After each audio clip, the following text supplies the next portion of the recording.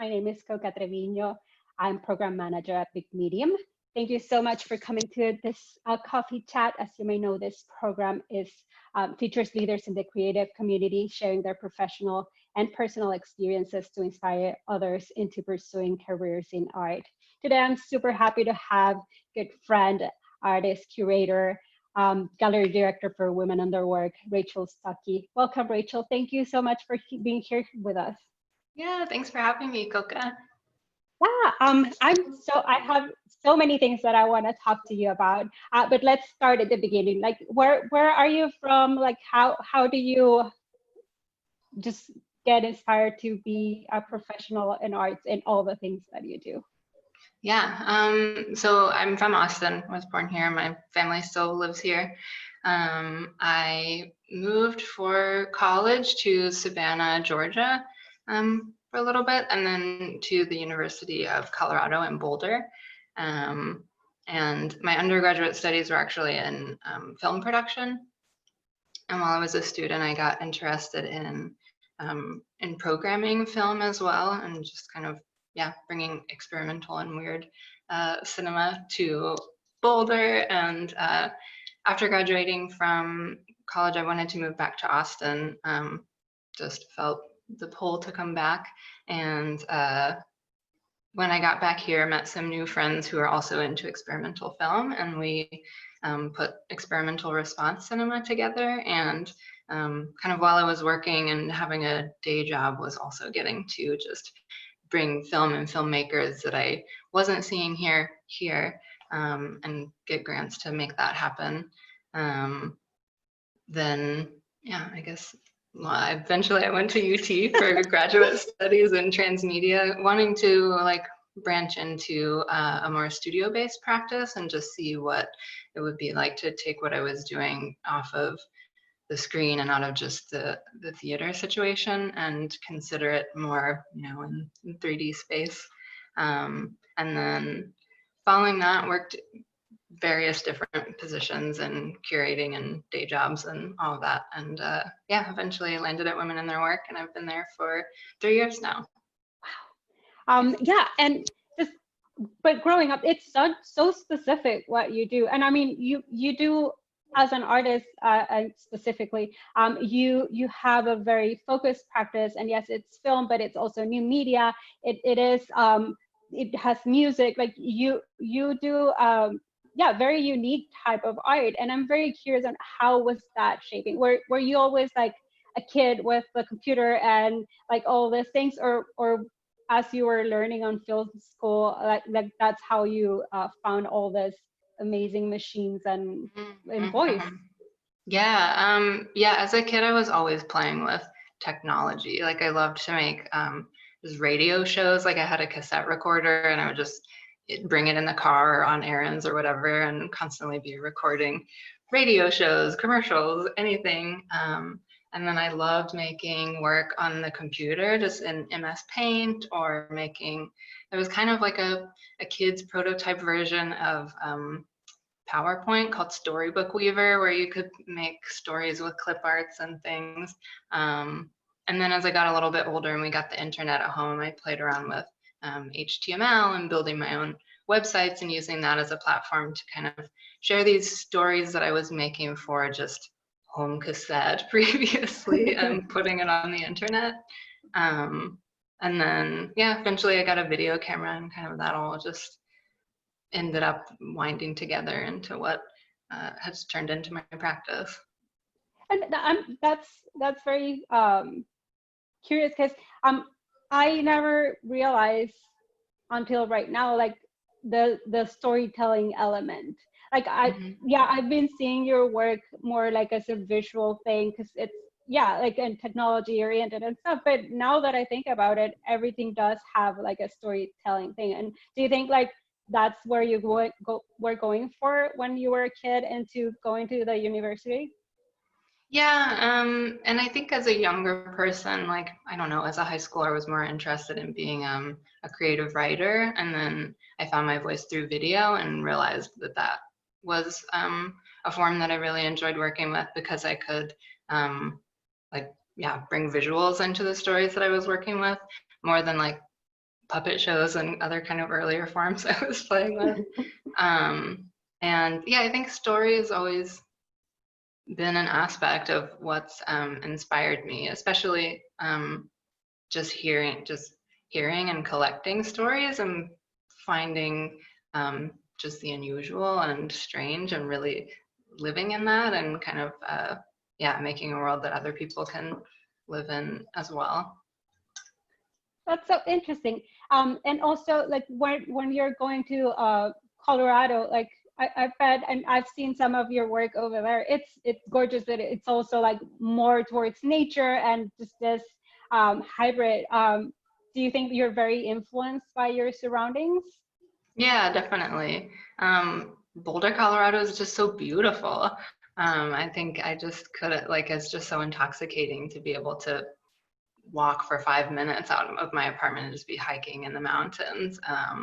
And that became a big collaborator for me in what I was making. And I think too, the place, kind of the school of teaching there is based off of Stan Brackage's career. He was one of the people to get the program off the ground, and his practice is like paint on film and very like not necessarily any audio, very frequently no story, just pure aesthetics moving through time. And so I was really sinking into that while I was there, and yeah, I moved more away from story and more into abstraction, and then and just kind of, yeah, being with nature and plants and seeing what I could draw from that and like put, and sometimes literally put into the film that I was working with. Do you remember any like specific project that you were working where, like, again, I've seen some of your work, but I would like you to describe some project that you did along with nature.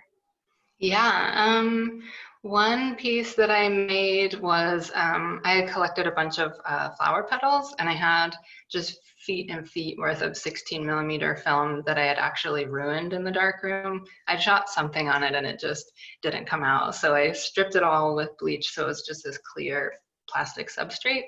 And then just tirelessly for hours just taped flower blossoms onto it so that when it's run through the projector, then it becomes animated and you see kind of these frenetic petals moving.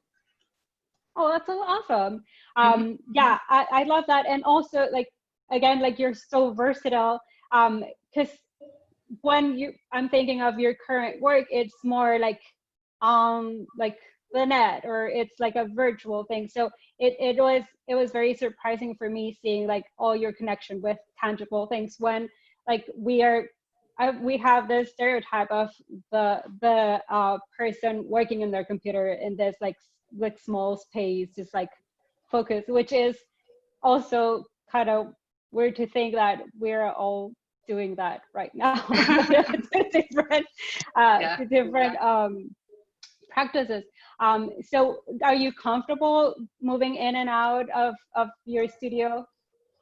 Yeah, and I also need to. I'm sure everyone is feeling that, especially now. Like, the more time you spend online and on the computer, the more just natural desire there is for me, but probably for others, to just get outside and be around trees and birds and yeah, and have that other experience too. And that's always been kind of just these two elements of where I want to be really engaged with the internet and net culture and what's happening in that space culturally and politically. But also I need to be outside, and I want to be involved with that and interested in ecology. And so I think even though that was like more natural based work was kind of what I was focused on while I was in Boulder, it keeps popping up. There'll always be, like, there was an image in the slideshow of like a keyboard that I had assembled out of rocks, which was kind of by necessity, like being at a residency and people being like, we're gonna put a show up on this mountaintop, what do you want to bring? And it's like, I can't make anything that doesn't plug in. What am I gonna bring to a mountain?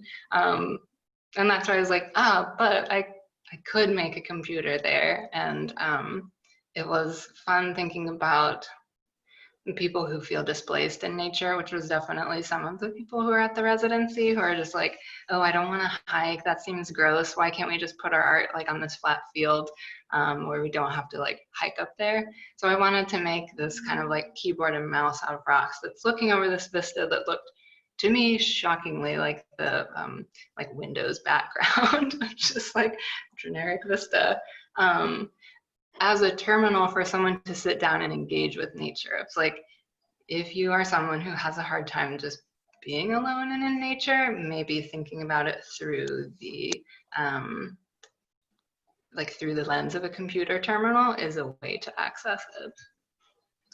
That's so cool. Yeah, and it's funny, like it even reminded me to one of the pieces that we have of Betty McConnell, right? Yeah, I was like, oh, this is so cool, and like in their own voice saying like probably very different things, but at the same time, yeah, it's like coming back, like where are we now as humans, and how connected we are to our computers, and maybe not necessarily to nature, and how bringing those together, it's essential and opens up a bunch of other things. Like if we don't think about them separately, but together. Yeah, definitely. And on that, like all the world that you live online or on your practice online, I got very, very interested about how you describe your practice as a moving image artist. I was like, oh yeah, sure. Like I haven't heard that before. Did you make that up, or is that a thing that I just don't know about?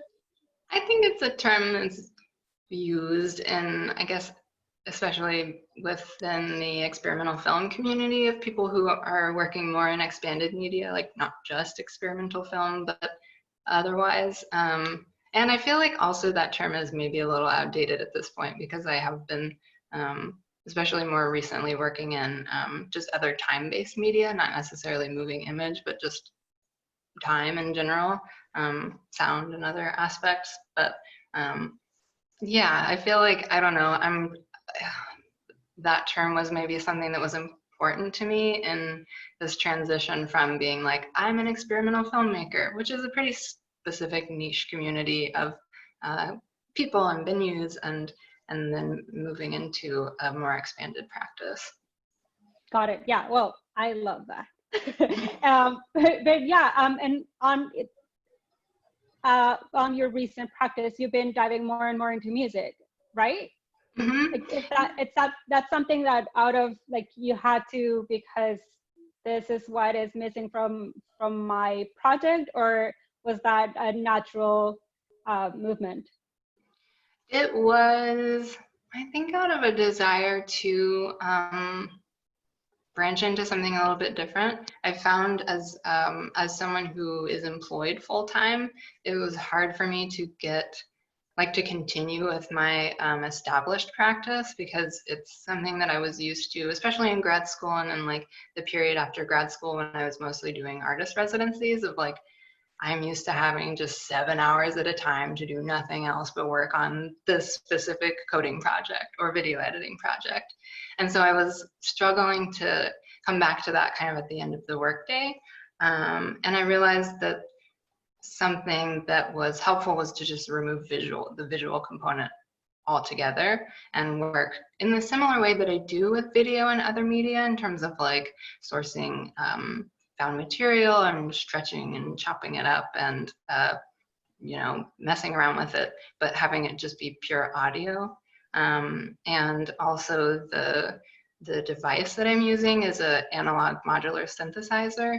So it's just, a bunch of physical knobs where I don't even have to look at a computer at all. I can just kind of just listen and work more intuitively. And I found that that's something that's really easy to like pick up in a small amount of time, or when I may feel like I have like less energy, and then it feels very exciting to play with. Yeah, and it does pair super well also with the work that you do in the computer.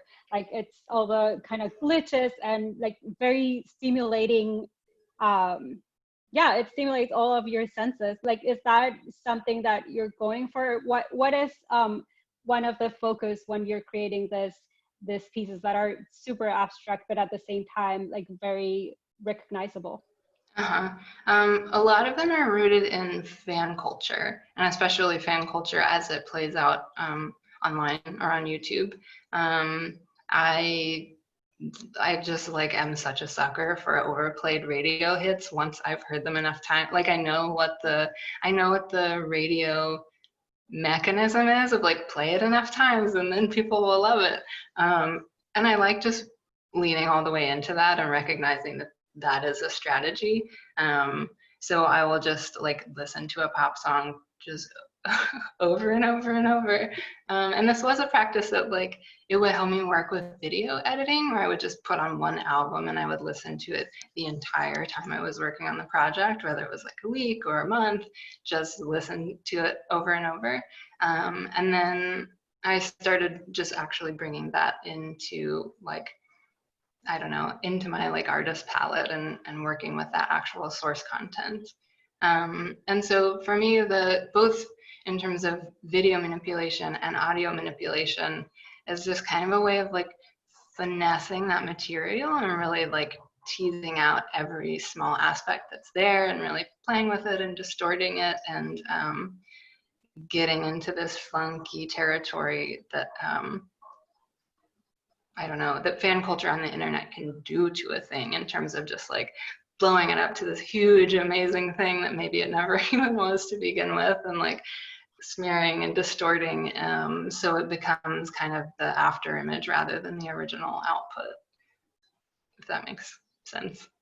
Totally, yes. I actually encourage everyone to go and see Rachel's Biennale if you haven't done so. It's a whole thing. I love it. Like I've known Rachel for a while, but I haven't gotten that deep into her practice, and it's fun, and that's what I was telling you, like very stimulating. Like I developed like into a whole activity phase after that, because like all the sounds and the visuals and also your color palette, it's so, yeah, pop and fun, and I love it. It's, yeah, even the shapes and everything. I think it's very just exciting to see, and it's funny because it keeps being exciting even if it's made out of repetition, which I don't think many people could do, just to keep, I don't know, people on their toes.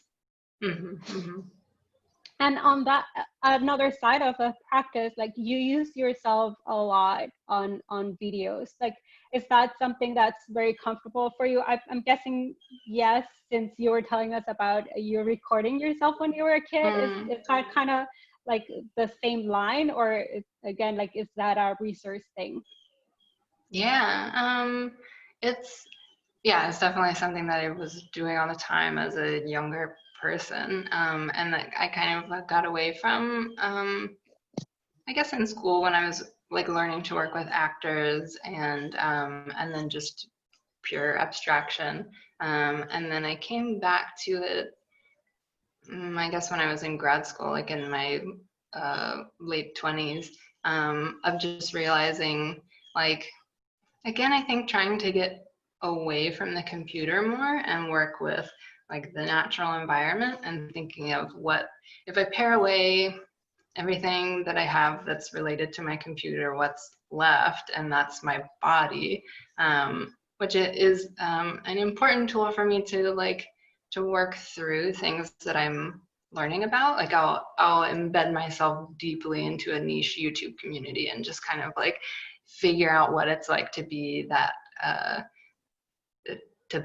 person. And it's always something that I'm like interested in, but if I were to just like fully express that part of my personality, maybe that's what I would be. And so I think in terms of like building empathy with a niche community and kind of, just learning more about it, I embody that identity and kind of perform from there, which feels, I don't know, it's fun. That's something I enjoy. And more recently, within the last year or two, I've gotten into like improv and stage performance and that kind of thing too, which originally felt scary for me. Like I like performing alone with no one watching. So that's been very exciting and freeing to kind of take away the perfectionist element and just let it go and have a live audience to feed off of too. That's so cool. I'm so glad. Yeah, I'm looking forward to those performances. And also, aside from all this practice, you also like curate and you are a board member and for different projects. I'm very interested in particular to the Welcome to My Homepage residency. Can you tell us about it? I also went in and had a lot of fun. But yeah, and it just ties so well to what you're doing and all of the things. And I guess we'll talk about more later, but in community, like I feel like as much as you have your own practice, like it always touches a lot on community. Mm-hmm. Yeah. Welcome to My Homepage is a project that I love. It started as something that I made in reaction to like being in a studio arts grad program where people around me had like things in their studio that would represent what they're working on versus as a digital artist. I would just have to open a file for someone. Like it was like the format for doing a studio visit was very different. And you know, like you walk into my space, you don't immediately get a vibe of like, ooh, this is what you're working on, unless I show you. So I had made this homepage online that was, I had an actual physical dollhouse, and then I kind of like, took photographs of each of the rooms and then just filled all of the rooms up with different like clickable things, sort of inspired by early internet and maybe like websites that I liked through like Nickelodeon's Flash games and those kind of things, just where there's this exploration aspect of like, ooh, I can click on a thing and it does something. And it was just small GIFs and image files and video clips that were essentially my digital sketchbook. And so they could all live in the house and anyone could go in there and dig around and see what was going on. And then the attic space was a guest room where I would just invite people to come stay for a while and put whatever they wanted into the homepage, which was just so fun to me to like, to have a platform and just have a friend over. And then it expanded into a residency program where an artist would have, I think it started as 2 weeks and then kind of grew into a 1 month long residency to have that digital space to just do something. And it's on a really easy, it's on like the Wix website platform, which is kind of like a very cheesy click and drag with lots of super dorky built-in clip arts and fonts and things. So fun for anyone to play with who doesn't have web experience. And then for those who do, they can figure out how they want to break it or work with it. So just they would have access to that, and kind of I do ask the artist to enter a mindset of like, I'm on a residency. I will close my other browser tabs and I will do this and I will be here. And a lot of artists chose to use a pseudonym while they were in the space, or some do, especially in the earlier days, because there's this very liberating aspect to working online, especially if you're not someone who usually does that in your practice. I don't know, it's like like the Far Side comic where it's like, on the internet, no one knows you're a dog. You can just do whatever you want. You can like leave all the baggage of your studio practice and work on your mystery secret project that you've always been excited about, but too afraid to show your friends, or it might be damaging to your art career or whatever. And those to me are the most exciting projects, where it's just kind of this raw, just somebody like, oh, I always wanted to do this, and it's really unpolished and not so like conceptualized.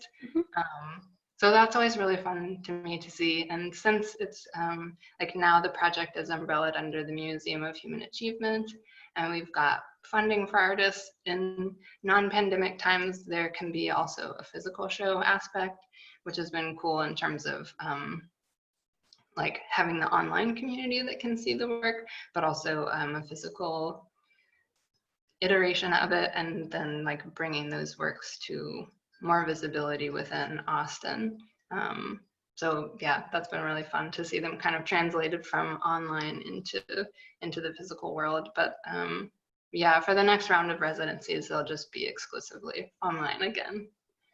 Yeah, that makes sense. And yeah, just touching a little bit on the Museum of Human Achievement, like what a wonderful host to have. Like it's just experimental. And I'm guessing like you've been part of the growth and all what is happening there, right? Because it is such a specific community, and it's so nice to have like this huge place that it's fully on like investing and making like people like making people be able to explore and have fun and do these things that yeah, it's kind of punk rock, but at the same time like super I don't know, like nerdy. I don't know, I love it. Yeah, I mean, yeah.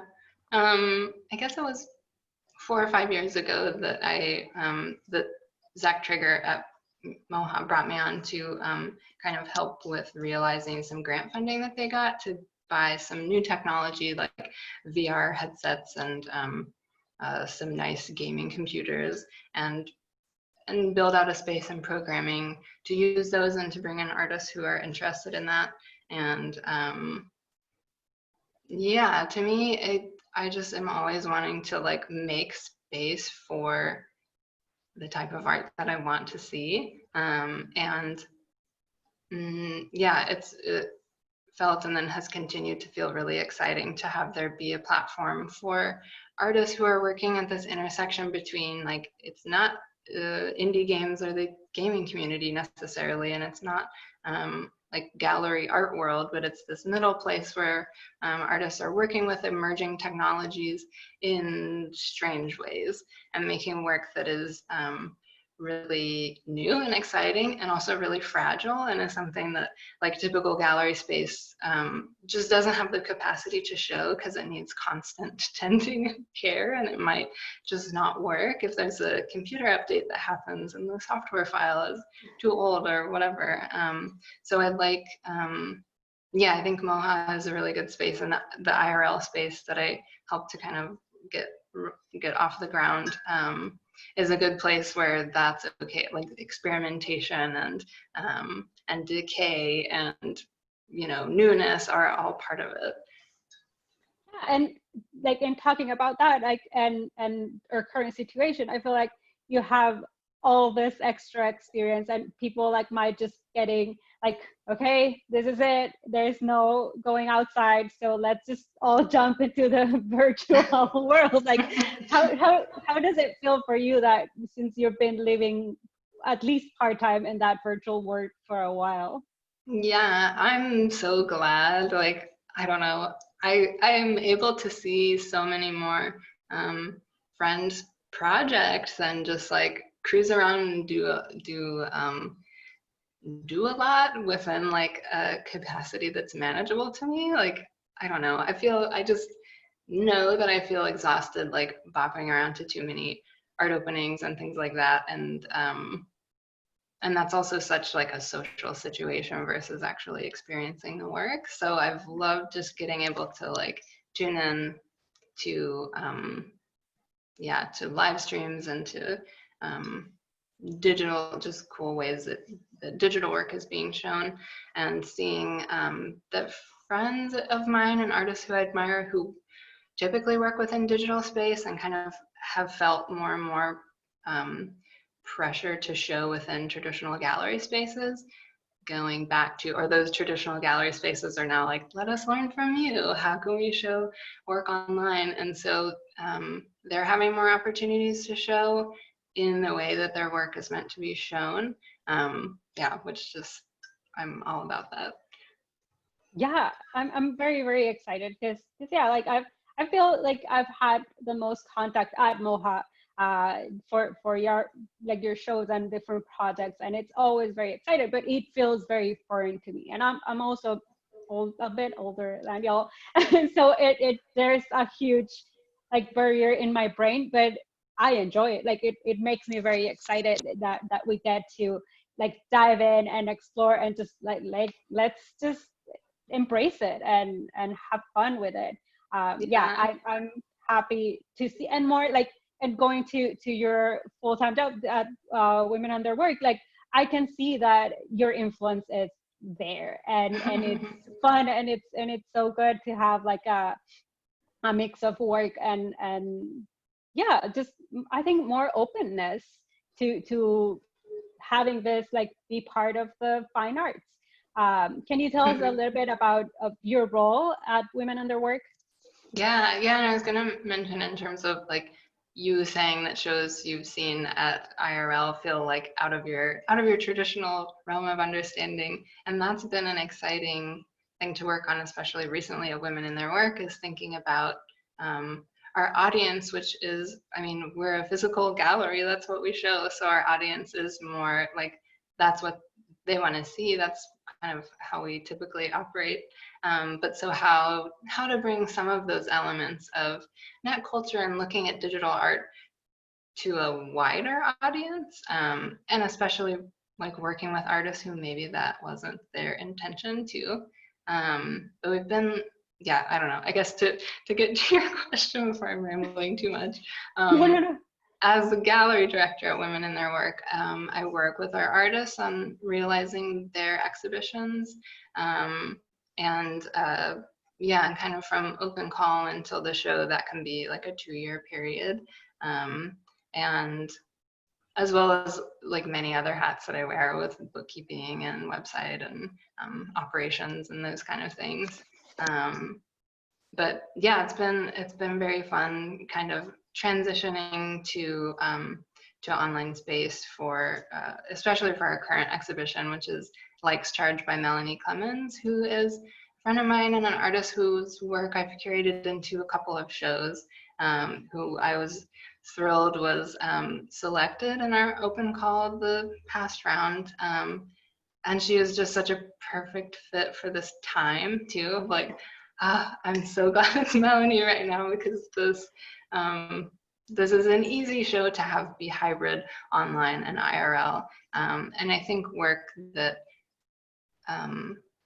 can convince maybe an audience that is hard to persuade to, like, okay, you've been on Zoom for your day job all day long, now let's stay on the computer just a little bit more to look at some artwork.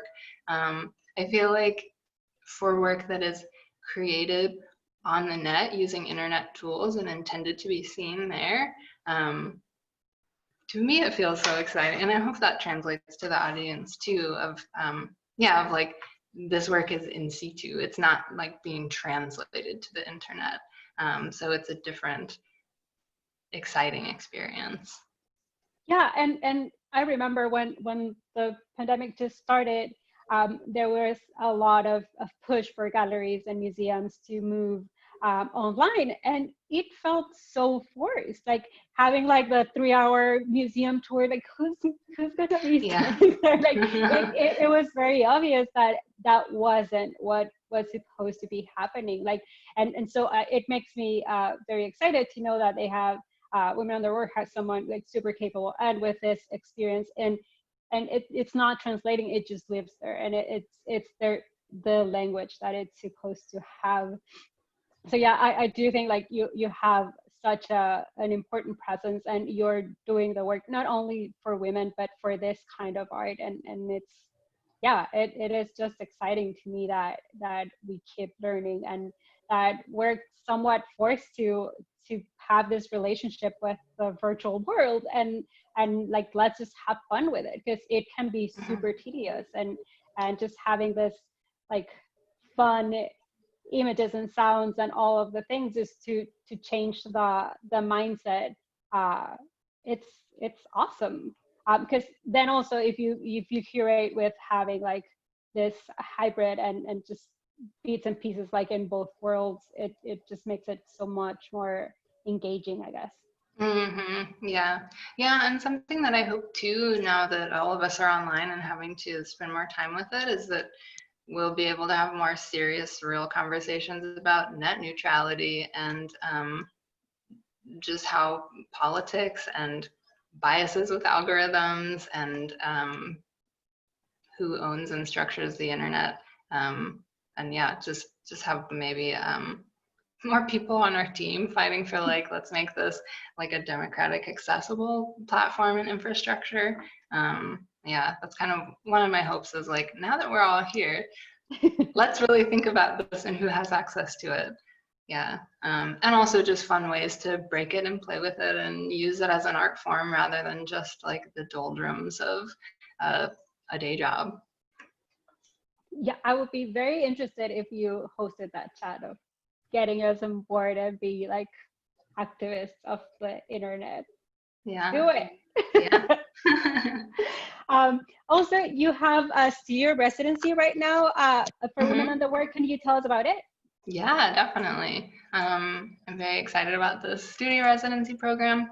So it's at Women in Their Work's current location, and the dates of the residency are, it's 2 months from mid-October to mid-December, and the applications are due soon on the 12th. So get them in, and I'll be doing on Tuesday. We'll make an announcement soon, but I'll be doing a Q&A if anyone has questions. But it's for an Austin-based artist who needs space to make a project and also likes or is interested in sharing that with the community. Kind of with the idea of like, we're all stuck orbiting in our own little worlds, and it would be cool to to offer someone space who can't have who needs it to do a project and kind of have a virtual community feedback kind of element to it. We just would get full use of our gallery space and the AV equipment we have, which is projectors and computers and media players, and like movable walls and lots of pedestals and things to play around with. There's an honorarium of $1,500, and yeah, what else? If you have questions, reach out to me. Stuckey at womenintheirwork.net. But yeah, I'm thrilled. And then there would be at some point, whatever project the artist is working on would have some kind of physical way that it could be shared with the public, whether it's an exhibition or a screening or a book release. So yeah, pretty open format, and just hopefully something exciting for the right person. Yes. That, when I read about it, I was like, oh my God, this is a dream. Like, who doesn't want that space and those resources and money?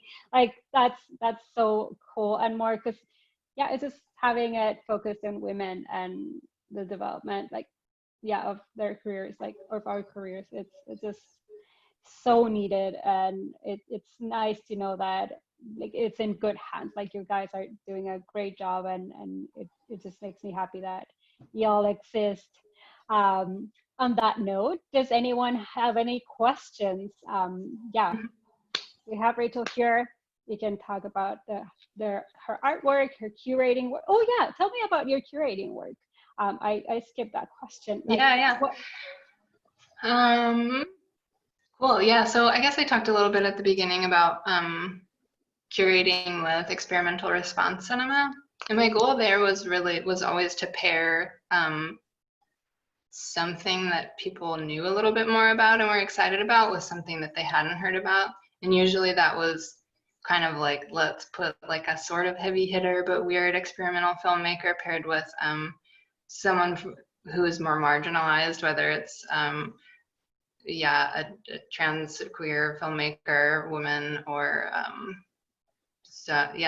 someone who's BIPOC or who's just making something that doesn't fit in like the experimental film canon, and then putting it in conversation with the work that it talks really well with, just to give visibility to that work, which was always really exciting to me to watch people be like, oh, I love this filmmaker now. Like, so exciting to have heard about them when they might not have come out to see a screening just of that person. Just kind of playing with the system of people's biases and expectations. And then more recently doing curating over the past few years for Fusebox programming at IRL at MOHA. Those have been like, my goal has been to take work that's in emerging media like VR, and recognizing in like smaller shows I've done of VR that it's such a novelty and people just want to like put on the headset and be like, wow, and fun.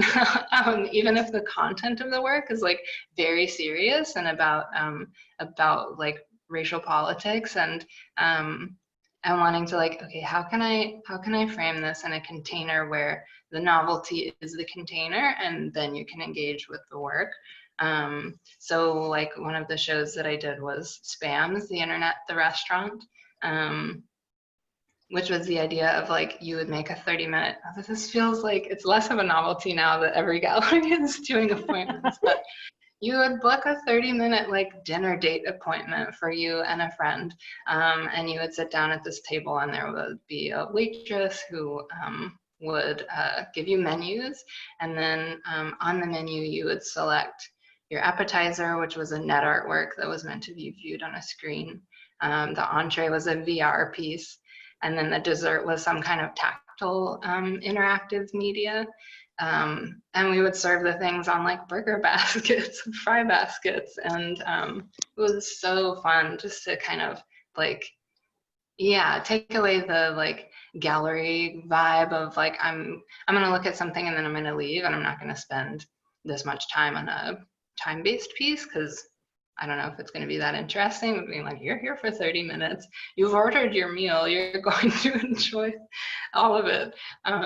And yeah, that was just such a fun and exciting way of curating works and kind of letting them be seen and shared by someone else.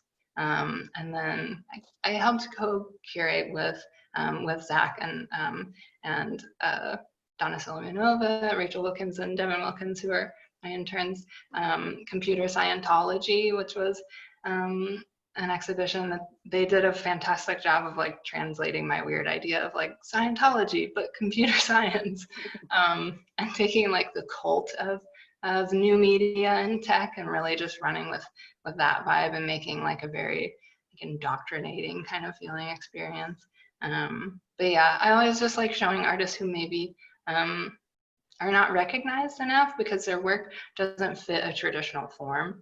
So creating a very untraditional form to put it in so that it can be taken seriously and also have fun with it, because often the pieces are very fun, but they might seem frustrating in the wrong situation.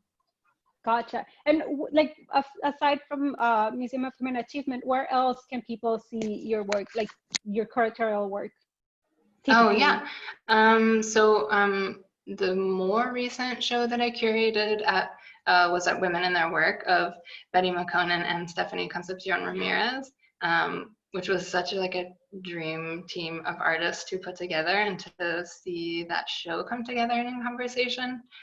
There's a great video on Women in Their Work's website of an interview with those artists, and an awesome catalog that was written for it as well that's on the website. So yeah, definitely check that out. I don't have anything on the calendar for the future, but I'll always like announce on my website when I have something on the horizon. Yes, please. So any question, guys? We have no other questions right now. Oh, we have something on the chat. Okay, Devin Alejandro Wilder asked, a question on your art making process. Someone who has done so much experimentation with film and other modes of documenting moving images, in the context of emerging media, have you come across a format or process that you really enjoyed, maybe in a surprising way, or that yielded high, unexpected but pleasurable results? Was really interested in the taping of petals onto negatives. What do you think drives your desire to experimentation and deconstruct media in this way? That's an awesome question. Hi, Devin. Good question. Yeah, let's see. Okay, to answer those in order. I don't know, I just love experimentation in general. I think because I'm often picking up new forms, a lot of that is like having to let go of mastering the media, because I'm learning it as I'm making the thing. Like I'm learning about what I'm making about, but I'm learning how to use the tools at the same time. Processes that I've learned I really love are like old school film, like film effect techniques, like bypacking and doing traveling mats and things that you would see in like old sci-fi movies that are now done digitally, but learning how to do those actually on film was a very exciting process to me, and something that I spent a while figuring out how to translate to virtual media and sound and just other ways. Like, how can I take this idea of this thing that looks outdated, but at the time, like camera magic, but that's super tactile, and bringing the tactility into just like the sleekness of digital space. And then another thing with unyielded results, there was when I was diving deep into like computer sciencey territory and was working on a VR based experience that was guided by biofeedback. So like you would put on an EEG monitor while you were watching this VR piece, and that would guide kind of what scene you saw. And while I was working on it, I could not get the code to work in time for the exhibition that I had. So I ended up like Wizard of Ozing the whole thing, where like the EEG was on, I would get the readings, and then I would manually control like what scene the viewer saw next. But out of that, I found that the part of the process that I really loved was like my performative role in it, of being this kind of technician / nurse who's administering this artwork to someone. And that was a process that I just loved and kind of continue running with, and kind of bringing a more community aspect, where it's not like you look at a work and then you go away, but you're looking at a work and I'm there talking to you about your experience of the work and technology, and that builds the piece, which is fun to me. It's almost like research. Yeah, definitely. Love it. And it's just it's funny to think about how fearless you can be, like, or how you're like constantly testing you and pushing your boundaries. I think like it's on how you keep experimenting with new media like that, or even like doing improv. Like, how is that just like you need to keep pushing the boundaries, or are you just very interested in all the things that yeah, I think I like to be guided by, I'll just find what makes me feel uncomfortable, and like, well, why do I feel uncomfortable with that? It seems like I would be into that. Let me just do it and see. And then usually through that process, I'm like, oh, I love this thing. Yeah, I think that's just a good way to have a creative practice. For sure. Tucker, hey Tucker, asks, do you have suggestions for folks to take baby steps into this type of work, that is, in viewing this type of work?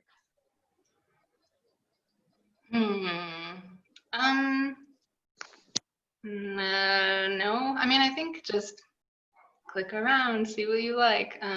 A space that I could recommend is Like Gallery, that I know is having a new show that opens on Friday. And that's a fun space. It's virtual based work that's meant to be seen online. And they've kind of got like a chat room style opening situation. And then maybe another fun entry point is I serve on the board of a nonprofit called Fantastic Arcade that is like indie games and experimental games. And that can be an easier entry point for some folks who, like, if you are a gamer and you have this literacy of like playing video games or any interest in something that's more interactive, that can be a way to get into weirder art games and territory where you're an active participant and you're not just sitting and going, I don't know what's happening, because you've got a controller in your hand and you're going, I don't know what's happening, but you're figuring it out. And yeah, Fantastic Arcade you can find on, Zach, thanks for sharing the links. Fantastic Arcade has a Discord channel that you can find and hang out with work that's shared. We've got a website too. But yeah, I would say just, I don't know, dig around online and find what you don't like and figure out why, or just, keep clicking around. There's plenty of stuff to discover. Okay, so I guess what's the deal with long Furbies? Good question, Zach. There's an internet-derived phenomenon of Furbies, but long. There are particular like artists and artisans who will take a Furby and just give it a very long body. I don't know, I love looking at them and I feel very inspired by long Furbies.